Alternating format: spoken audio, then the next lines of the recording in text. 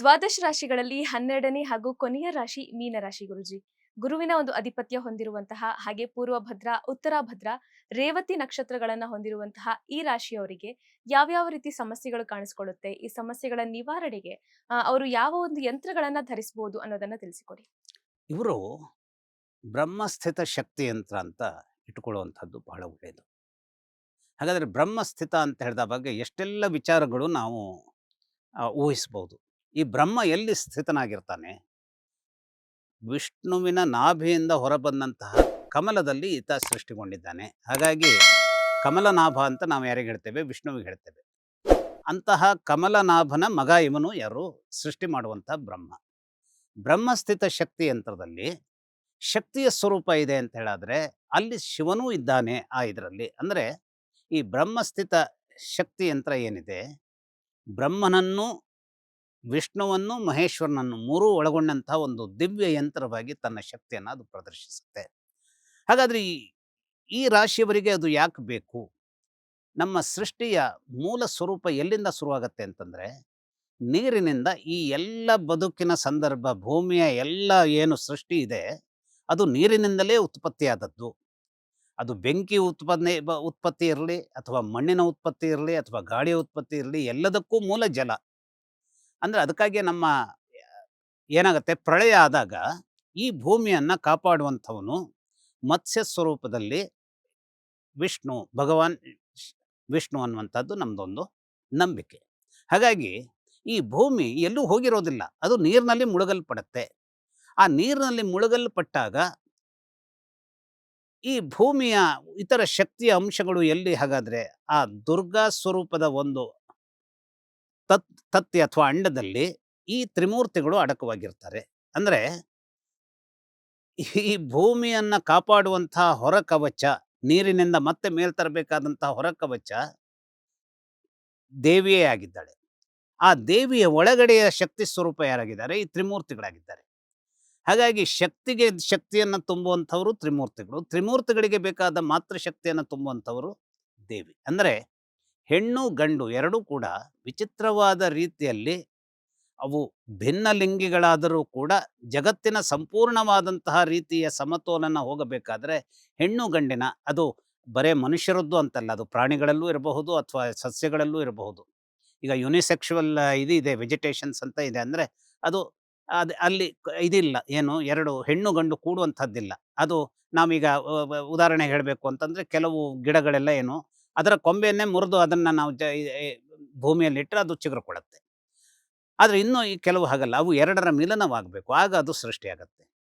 ಈ ಒಂದು ಕಾಲಪುರುಷನ ನಷ್ಟದ ವಿಭಾಗದಲ್ಲಿ ಇರುವಂತಹ ಮೀನರಾಶಿ ಪ್ರಳಯವನ್ನ ಸೂಚಿಸುವಂತಹ ರಾಶಿಯಾಗಿರುತ್ತೆ. ಹಾಗಾಗಿ ಆ ಬ್ರಹ್ಮಸ್ಥಿತ ಶಕ್ತಿ ಯಂತ್ರ ಪ್ರಳಯವನ್ನ ನಿರ್ಮಾಣವಾದಾಗ ಮತ್ತೆ ಹೊಸ ಸೃಷ್ಟಿಗಾಗಿ ನಮಗೇನು ಬೇಕು? ಬ್ರಹ್ಮ ಬೇಕು.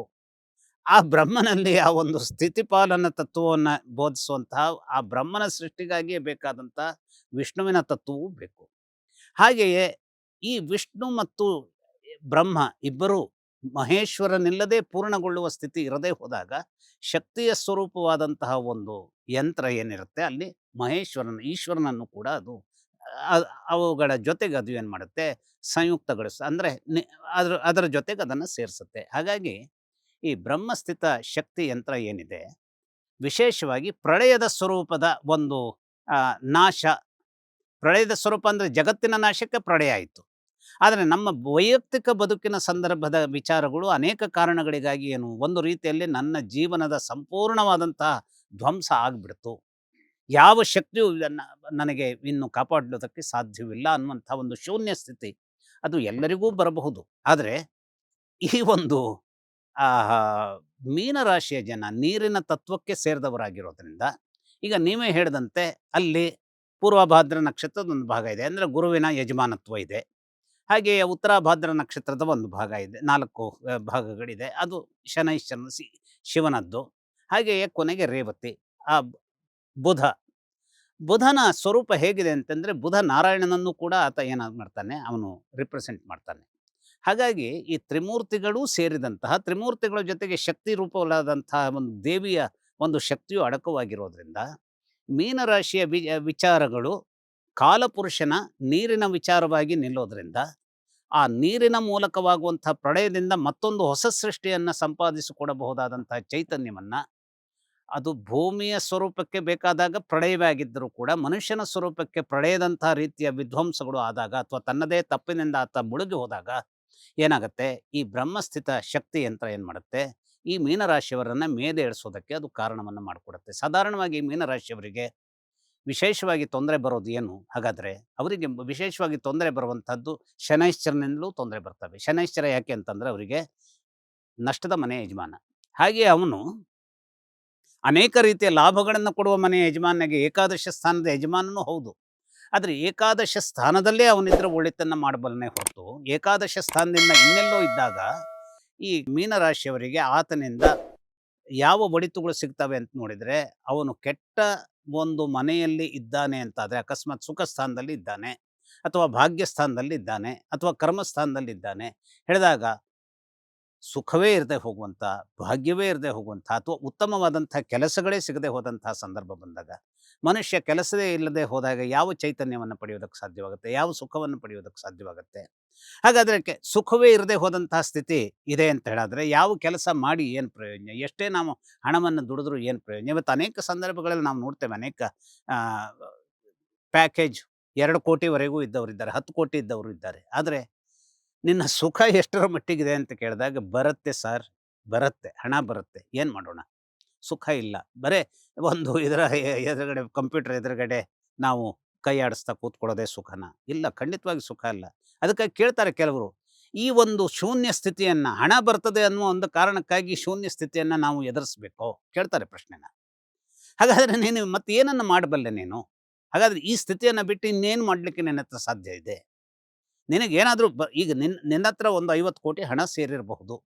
50 ಕೋಟಿ ಹಣ ಸೇರಿದರೆ ಅದರಿಂದಲೇ ಹಾಗಾದರೆ 38ನೇ ವರ್ಷಕ್ಕೆ 45ನೇ ವರ್ಷಕ್ಕೆ ನೀನು ರಿಟೈರ್ಡ್ ಹೊಂದಿ ಆರಾಮಾಗಿರ್ತೀಯೋ? ಅದು ಆಗಲ್ಲ. ಅದು ನಾವು ಆ ಒಂದು ಜೀವನದ ಯಶಸ್ಸನ್ನು ಅಂತ ಮಾಡಿದಾಗ ನಮ್ಮಲ್ಲಿ 50 ಕೋಟಿ ಇದೆ ಅನ್ನೋ ಕಾರಣಕ್ಕಾಗಿ ನಾನು ಯಾವುದೇ ಕೆಲಸ ಇರದೆ ಇದ್ದು ಬಿಡ್ತೇನೆ ಅಂತ ಹೇಳಲಿಕ್ಕಾಗಲ್ಲ. ಯಾವುದೋ ಒಂದನ್ನು ನಾವು ಹಿಡ್ಕೊಳ್ಬೇಕಾಗತ್ತೆ. ಆಗ 50 ಕೋಟಿಯನ್ನು ಅದಕ್ಕೆ ವಿನಿಯೋಗ ಮಾಡಿದಾಗ 50 ಕೋಟಿ ನಷ್ಟದಲ್ಲಿ ಏನೂ ಆಗಿ ಹೋಗ್ಬಿಡ್ಬೋದು. ಹಾಗಾಗಿ ನಮ್ಮ ಹತ್ರ 50 ಕೋಟಿ ಇದೆ ಅನ್ನೋದ್ರ ಬಗ್ಗೆ ಕೆಲಸ ಯಾವುದೋ ಪ್ರಾರಂಭಿಸೋದಲ್ಲ. ಅದು ನನಗೆ ಏನು ಗೊತ್ತು, ಏನು ಗೊತ್ತಿದೆ ಅನ್ನುವಾಗಲೂ ಅದನ್ನು ಮಾಡಿದಾಗ ಅದನ್ನು ಎಷ್ಟರ ಮಟ್ಟಿಗೆ ಯಾವ ಕೆಲಸವನ್ನೇ ನೀವು ಯಶಸ್ಸಿಗಾಗಿ ನೀವು ಕೈ ಹಿಡಿದುಕೊಂಡು ಹೋದರೆ, ಈಗ ನಾನು ಆ ನಟಿ ಹೆಸರನ್ನು ಹೇಳೋದಿಲ್ಲ, ಅಪಾರವಾದಂಥ ಬೇಡಿಕೆಯ ನಟಿ. ಆದರೆ ಅವಳು ಹೇಳ್ತಾಳೆ, ನಾನು ಖಿನ್ನತೆಯಿಂದ ಬಳಲ್ತಾ ಇದ್ದೇನೆ.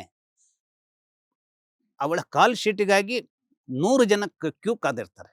ಆದರೆ ನನಗೆ ಸುಖ ಇಲ್ಲ. ಯಾಕೆಂದರೆ ಇವೆಲ್ಲ ಜಸ್ಟ್ ಮೆಕ್ಯಾನಿಕಲ್. ಅಂದರೆ ಬೆಳಗ್ಗೆ 5 ಗಂಟೆಗೋ 4 ಗಂಟೆಗೋ ಏಳಬೇಕು, ರೆಡಿ ಆಗಬೇಕು, ಅವ್ರದ್ದೇ ಆದ ಮನೆ ಮೇಕಪ್ ಬೇರೆ, ಅಲ್ಲಿ ಹೋಗಿ ಮೇಕಪ್ ಮಾಡ್ಕೊಳ್ಳೋದು ಬೇರೆ, ಅಲ್ಲಿ ಏನೋ ಒಂದಿದು ಅದು ಶಾರ್ಟ್ ರಗಳೆ ಎದ್ದು ಬಿಡುತ್ತೆ. ಎಲ್ಲ ಕೆಲಸಗಳು ಒಂದು ಹಂತದಲ್ಲಿ ಏನಾಗಿರುತ್ತೆ, ನಮ್ಮನ್ನು ಅರೆಸ್ಟ್ ಮಾಡ್ತಾ ಇರುತ್ತೆ, ನಮಗೆ ಫ್ರೀಡಮ್ ಹೇಳೋದನ್ನು ಕೊಡೋದಿಲ್ಲ. ಈಗ ಪ್ರಜಾಸತ್ತೆಯ ಯಾವುದೇ ಅಧಿಕಾರ, ಪ್ರಜಾಸತ್ತೆ ಹೇಳುವಂಥದ್ದು ಜನರ ಸರ್ಕಾರ ಆದರೂ ಕೂಡ ಜನರಿಂದ ಆರಿಸಲ್ಪಟ್ಟ ಸರ್ಕಾರದ ಮಂತ್ರಿಗಳೋ, ರಾಷ್ಟ್ರಪತಿಯೋ, ಪ್ರಧಾನಮಂತ್ರಿಯೋ, ಅವನಲ್ಲಿ ಒಂದು ವಿಶೇಷವಾದಂಥ ಒಂದು ಡಿಕ್ಟೇಟರ್ಶಿಪ್ ಇರಲೇಬೇಕಾಗತ್ತೆ. ಇರದೇ ಹೋದರೆ ಪಕ್ಷವನ್ನು ನಿಯಂತ್ರಿಸ್ಲಿಕ್ಕೆ ಆಗೋದಿಲ್ಲ. ಡಿಕ್ಟೇಟರ್ಶಿಪ್ ಜನರ ಮೂಲಕವಾಗಿ ಒಬ್ಬನನ್ನು ಡಿಕ್ಟೇಟರ್ ಮಾಡುವಂಥದ್ದು. ಇನ್ನೊಬ್ಬ ಡಿಕ್ಟೇಟರ್ ಏನಾಗ್ತಾನೆ, ಅವನು ತನ್ನ ಸ್ವಂತ ಶಕ್ತಿಯ ಮೂಲಕ ಅಥವಾ ಒಂದು ಅಟ್ರಾಸಿಟಿ ಮೂಲಕವಾಗಿ ತನ್ನ ಹಿಡಿತವನ್ನು ಸಾಧಿಸ್ಕೊಳ್ಳುವಂಥದ್ದು. ಅಂದರೆ ಜೀವನದಲ್ಲಿ ಏನು ಅಂದರೆ, ಈ dictatorship one or other way ಅದು ಇದ್ದಿದ್ದೆ. ಹಾಗಾದರೆ ಅದು ಎಷ್ಟು ಸುಹಾಸಕರವಾಗಿ ನಮ್ಮ ಒಂದು ಜೀವಂತಿಕೆಯ ಶ್ವಾಸೋಚ್ಛ್ವಾಸವನ್ನು ಮಾಡಲಿಕ್ಕೆ ಆ ಡಿಕ್ಟೇಟರ್ಶಿಪ್ಪನ್ನು ನಾವು ಸಹಿಸಿಕೊಳ್ಬಹುದು, ಅದು ಒಳ್ಳೆಯದಾದದ್ದಿರುತ್ತೆ. ಹಾಗಾಗಿ ಇದನ್ನೆಲ್ಲ ಯಾಕೆ ಹೇಳ್ತಿದ್ದೀನಿ ಅಂತಂದರೆ, ಈ ಮೀನರಾಶಿಯವರಿಗೆ ಅವರ ಅಪಾರವಾದಂತಹ ಜ್ಞಾನದ ಮೂಲಕವಾಗಿ ಬರುವಂತಹ ಸಂಪತ್ತೇ ಅವರನ್ನು ಅತ್ಯಂತ ಮಿತಿಯಲ್ಲಿ ಇರಿಸುವಂತಹ, ಅಂದರೆ ಹಣ ಬರುತ್ತೆ, ಏನನ್ನು ಬೇಕಾದರೂ ನಾನು ಹೋಗಿ ಪಡಿಬಹುದು. ಇವತ್ತು ನಾನು ಇಟಲಿ ದೇಶಕ್ಕೆ ಹೋಗಿ ಅನೇಕ ಫರ್ನಿಚರ್ಗಳನ್ನು ನನ್ನ ಮನೆಯಲ್ಲಿ ತಂದು ಇಟ್ಕೊಳ್ಬಹುದು, ಸರಿ, ಓಕೆ. ಬಟ್ ಅದನ್ನು ತರುವಾಗ ಒಂದು ಸಂಭ್ರಮ ಹೊರತು ತಂದಾದ ಮೇಲೆ ಏನಿದೆ? ಈಗ ಮನೆಯಲ್ಲಿ ಒಂದು ಅದ್ಭುತವಾದಂತಹ ಒಂದು ಕೋಟಿಗಟ್ಟಲೆ ರೂಪಾಯಿಯ ಯಾವುದೋ ಒಂದು ವಸ್ತುವನ್ನು ನಾವು ಇಟ್ಕೊಂಡಿದ್ದೇವೆ ಅಂದರೆ, ಸೋ ವಾಟ್, ಅದು ಇದೆ ಅಷ್ಟೇ, ಅದು ಸ್ಥಗಿತವಾಗಿದೆ ಅಷ್ಟೇ. ಅದನ್ನು ಮಾರಾಟ ಮಾಡಿ ಮತ್ತೆ 100 ಕೋಟಿ ರೂಪಾಯಿ ನಾವು ತಿರುಗಿ ಸಂಪಾದನೆ ಮಾಡಿದ್ರೆ ಅದಕ್ಕೊಂದು ತೂಕ. ಇಲ್ಲದೆ ಹೋದರೆ ನಮ್ಮ ಮನೆಯಲ್ಲಿರುವಂತಹ ಡೈನಿಂಗ್ ಟೇಬಲ್ಲು ಅಷ್ಟೇ ತೂಕದ್ದು, ಇನ್ನೊಬ್ಬರು ಯಾರ್ದೋ ಮನೆಯಲ್ಲಿರುವಂಥ ಡೈನಿಂಗ್ ಟೇಬಲ್ ಕೂಡ ಅಷ್ಟೇ ತೂಕ. ಅಂದರೆ ಏನು, ಅಂತಿಮವಾಗಿ ಸುಖ ಅಂದರೆ ಏನು, ಭಾಗ್ಯ ಅಂದರೆ ಏನು, ಅಥವಾ ನಮ್ಮ ಲಾಭ ಅಂದರೆ ಏನು, ಇದೆಲ್ಲವೂ ನಮ್ಮ ಯಾವುದೋ ಒಂದು ಕಾರಣಕ್ಕಾಗಿನ ಜೀವನದ ಸಂದರ್ಭದ ಪ್ರಳಯ ಅದು ಉಂಟಾದಾಗ. ಪ್ರಳಯ ಉಂಟಾದಾಗ ಅಂದ್ರೇನು, ಈಗ ನನ್ನಲ್ಲಿ ಹಣ ಇದೆ, ಆದರೆ ಮನೆಯಲ್ಲಿ ನಾನು ಶಾಂತಿಯಿಂದ ಇಲ್ಲ. ಹಣ ಇದೆ, ಆದರೆ ಹೋದ ತಕ್ಷಣ ನಾವು ಏನನ್ನೋ ಒಂದು ಕೆಲಸ ಮಾಡಿಕೊಟ್ಟಾಗ ನಮ್ಮ ಬಾಸ್ ಖುಷಿ ಆಗ್ತಾನೆ, ಆಯ್ತು ರೀ ನೀವು ಒಳ್ಳೇದು ಮಾಡಿದ್ದೀರಾ, ಇದನ್ನಿಟ್ಟು ಹೋಗಿ ನಾನು ನಿಮ್ಮ ಹತ್ರ ಚರ್ಚೆ ಮಾಡಬೇಕು, ಈ ರೀತಿಯಲ್ಲಿ ನಗುಮುಖದಿಂದ ಹೇಳಿದ್ರೆ ಪರವಾಗಿಲ್ಲ. ಹಾಂ ಅಂತೂ ಮಾಡಿದ್ರಾ, ಅಯ್ಯೋ ಆಯ್ತಲ್ಲ, ಇಟ್ಟು ಹೋಗಿ ನಾನು ನೋಡ್ತೀನಿ. ಈ ರೀತಿಯ ಆ ಒಂದು ಆಳವಿರದೆ ಹೋದಂತಹ ಒಂದು ನಿರಾಸಕ್ತಿಯನ್ನು ತೋರಿಸಿದಾಗ, ಯಾಕೆಂದ್ರೆ ಆ ನಿರಾಸಕ್ತಿಯನ್ನು ತೋರಿಸದೆ ಹೋದರೆ ಅವನಿಗೆ ಒಂದು ಕೋಡ್ ಮೂಡಬಹುದು ಅನ್ನುವಂತಹ ಭಯ ಅವನಿಗೂ ಇರುತ್ತೆ. ಇವೆಲ್ಲವೂ ಪ್ರಳಯವೇ. ಇಂತಹದ್ದನ್ನು ಈ ಒಂದು ಮೀನರಾಶಿಯವರು ಎದುರಿಸುವಾಗ ಈ ಬ್ರಹ್ಮಸ್ಥಿತ ಶಕ್ತಿ ಯಂತ್ರ ಏನಿರುತ್ತೆ, ಅವರ ಒಂದು ಸಂದರ್ಭದ ವಿಚಾರವನ್ನು ಸುಮ್ಮನೆ ಹೋಗುವಂತಹ ಜಡ ಸ್ವರೂಪದಲ್ಲಿ ಹೋಗುವಂತಹ ಬದುಕು ಕೂಡ ಒಂದು ಅರ್ಥಪೂರ್ಣವಾದಂತಹ ಹಳಿಯನ್ನು ತಮ್ಮ ಓಟಕ್ಕಾಗಿ ನಿರ್ಮಿಸಿಕೊಳ್ಳಲಿಕ್ಕೆ ಸಾಧ್ಯ ಮಾಡಿಕೊಡುವಂಥದ್ದನ್ನು ಈ ಒಂದು ಬ್ರಹ್ಮಸ್ಥಿತ ಶಕ್ತಿ ಯಂತ್ರ ಏನಿದೆ ಅವಕಾಶ ಮಾಡಿಕೊಡುತ್ತೆ. ಇನ್ನು ವಿಶೇಷವಾಗಿ ಚಂದ್ರ ಇವರಿಗೆ ಒಳ್ಳೆಯದನ್ನು ಮಾಡಿಕೊಡುವಂಥದ್ದಕ್ಕೆ ಅವಕಾಶ ಮಾಡಿಕೊಡುವಂಥದ್ದನ್ನು ಕೂಡ ಚಂದ್ರ ಅವಕಾಶ ಮಾಡಿಕೊಟ್ಟಾಗ ಏನಾಗುತ್ತೆ, ಮಕ್ಕಳ ಮೂಲಕವಾಗಿ ಸಂತೋಷವನ್ನು ಪಡೋದಕ್ಕೆ ಬೇಕಾದಂತಹ ಅದ್ಭುತ ಶಕ್ತಿಯು ಕೂಡ ಈ ಒಂದು ಬ್ರಹ್ಮಸ್ಥಿತ ಶಕ್ತಿ ಯಂತ್ರದಿಂದ ಮೀನರಾಶಿಯವರಿಗೆ ಒದಗೋದಕ್ಕೆ ಅವಕಾಶ ಆಗುತ್ತೆ. ಒಂದೊಂದು ಸಂದರ್ಭದಲ್ಲಿ ಗಂಡ ಹೆಂಡರ ನಡುವೆ ಒಂದು ಬ್ಯಾಲೆನ್ಸ್ಡ್ ಸಂಬಂಧ ಇರುತ್ತೆ ಅಂತ ಹೇಳಲಿಕ್ಕೆ ಬರಲ್ಲ, ಆದರೆ ಮಕ್ಕಳು they can make the difference. ಮಕ್ಕಳ ಮೂಲಕವಾಗಿ ಅವರಿಬ್ಬರು ಅರಿತುಕೊಂಡು ಹೋಗಬಹುದಾದಂಥ ಹೆಜ್ಜೆಯನ್ನೇ ಇಡಬೇಕಾಗತ್ತೆ.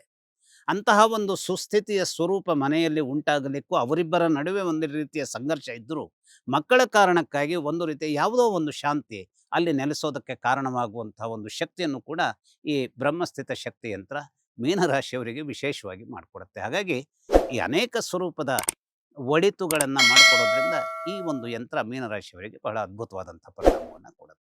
ಲೇಟೆಸ್ಟ್ ಹಾಗೂ ಇಂಟ್ರೆಸ್ಟಿಂಗ್ ಸುದ್ದಿಗಳಿಗಾಗಿ ಬಾಸ್ ಟಿವಿ ಕನ್ನಡ ಚಾನೆಲ್ನ ಸಬ್ಸ್ಕ್ರೈಬ್ ಮಾಡಿ. ಹಾಗೆಯೇ ಬೆಲ್ ಐಕಾನ್ ಪ್ರೆಸ್ ಮಾಡಿ. ಇದರ ಜೊತೆಗೆ ಫೇಸ್ಬುಕ್, ಇನ್ಸ್ಟಾಗ್ರಾಮ್, ಎಕ್ಸ್ನಲ್ಲೂ ಮಿಸ್ ಮಾಡದೆ ಫಾಲೋ ಮಾಡಿ.